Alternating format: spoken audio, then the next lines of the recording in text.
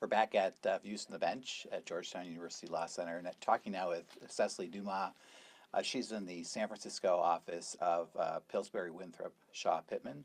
She just finished a panel as a moderator on limited liability companies, and particularly the issues surrounding bankruptcy, whether they can be bankruptcy remote entities or bankruptcy proof entities.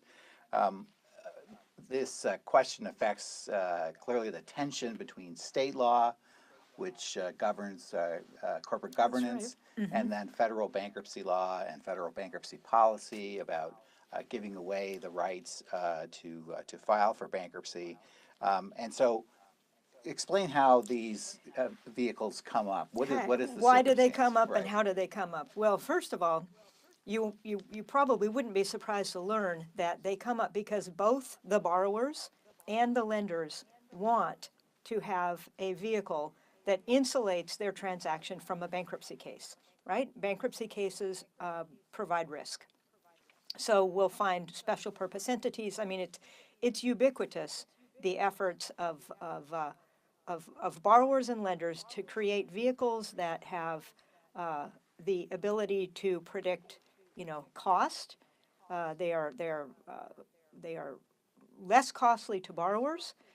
They are efficient tools, and therefore, to the extent that borrowers and lenders can, they're both on the same page. So how do we create certainty in our process? Because bankruptcy cases create uncertainty for the lender.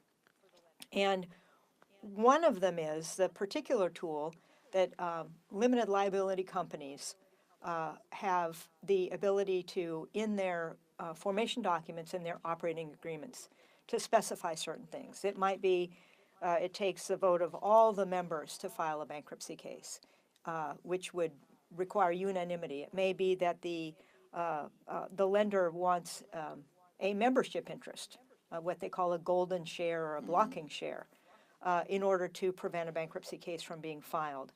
And in certain states, there is no prohibition against these types of contractual provisions amongst the members. I think all of our panel agreed, at least in preparation and when we were actually giving the program, that there would be nothing to prevent the owners from saying, we never want to be in a bankruptcy case, and that's what we want to project to the world. So what happens when the borrower changes its mind, and what law is implicated? And as you said when we started talking, that can implicate state law. And as I said a moment ago, in Delaware in particular, a Delaware court will enforce these waivers of fiduciary duties, these requirements of unanimity, notwithstanding the fact that they may be controlled by a lender. And that's what, in particular, Judge Carey was telling us in the intervention holdings decision that he decided a couple years ago.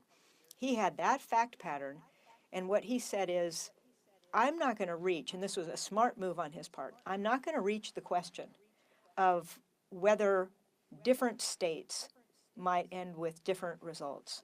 I'm going to find, generally speaking, that if you give me a contract, whether it's a loan agreement, a forbearance agreement, or frankly the operating agreement itself, that permits a creditor to affect the ability of a debtor to file a bankruptcy case, I'm going to find that's just as much a prohibition against on filing for bankruptcy that's unenforceable as a waiver of the right to a bankruptcy discharge or any of those other global propositions we have where They're clearly out of bounds. Clearly out of bounds. Right. But from there, there's a lot of, baby steps.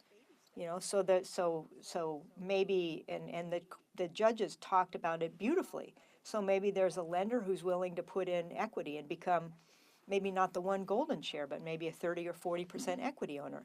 Does that make a difference on their vote to keep it out of bankruptcy? They want to keep it out of bankruptcy because they think a non-bankruptcy solution may be better.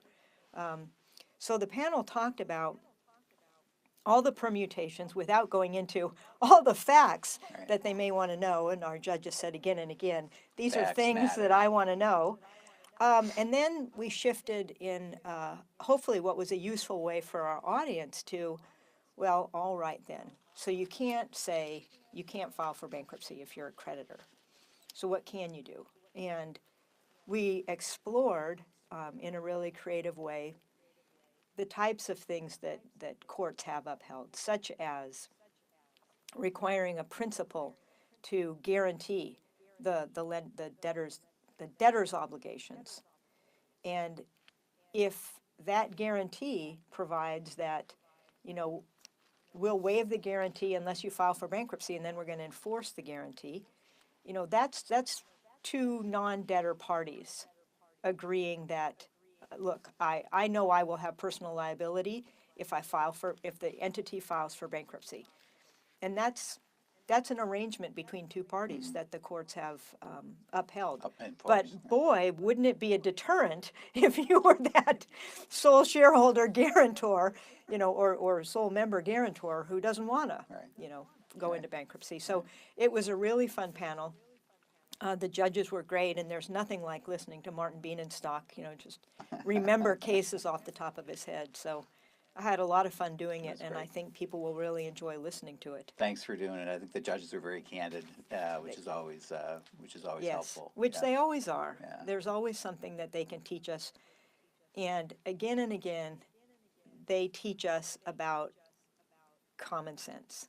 You know, they teach us about, as Judge Isger said, and I loved it, a pig is still a pig. A pig is always a pig. And sometimes when we're trying to build our mousetraps, we forget that a pig is always a pig. Facts matter. Facts matter. Thanks, Cecily, for doing the program with us. That's it for today from Views from the Bench.